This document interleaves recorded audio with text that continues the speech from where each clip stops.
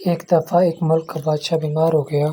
جب بادشاہ نے دیکھا کہ اس کے بچنے کی کوئی امید نہیں تو اس نے اپنے ملک کی رعایا میں اعلان کروا دیا کہ وہ اپنی بادشاہت اس کے نام کر دے گا، جو اس کے مرنے کے بعد اس کی جگہ ایک رات قبر میں گزارے گا۔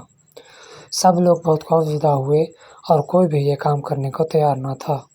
اسی دوران ایک کمہار جس نے ساری زندگی کو جمع نہ کیا تھا، اس کے پاس سوائے ایک گدھے کے کچھ نہ تھا۔ اس نے سوچا اگر ایسا کر لے تو بادشاہ بن سکتا ہے اور حساب کتاب میں کیا جواب دینا پڑے گا، اس کے پاس تھا ہی کیا، ایک گدھا اور بس۔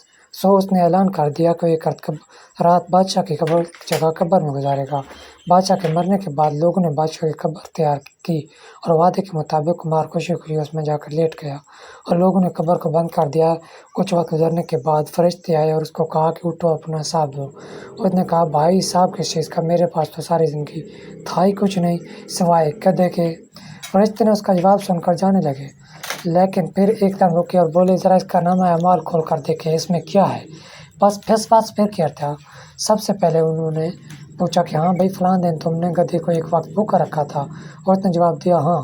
فوری طور پر حکم ہوا کہ اس کو 100 درے مارے جائیں۔ اس کی خوب دھنائی شروع ہو گئی۔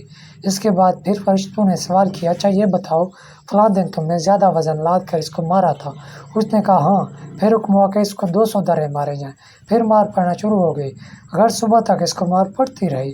صبح جب لوگ اکٹھے ہوئے اور قبر کشائی کی تاکہ اپنے نئے بادشاہ کا استقبال کر سکے، جیسے ہی انہوں نے قبر کھولی اس کمہار نے باہر نکل کر دوڑ لگا دی۔ لوگوں نے پوچھا بادشاہ سلامت کدھر جا رہے ہیں؟ تو اس نے جواب دیا او بھائیو، پوری رات میں گدھے کا حساب نہیں دے سکا تو پوری رعایا اور مملکت کا حساب کون دیتا پھرے؟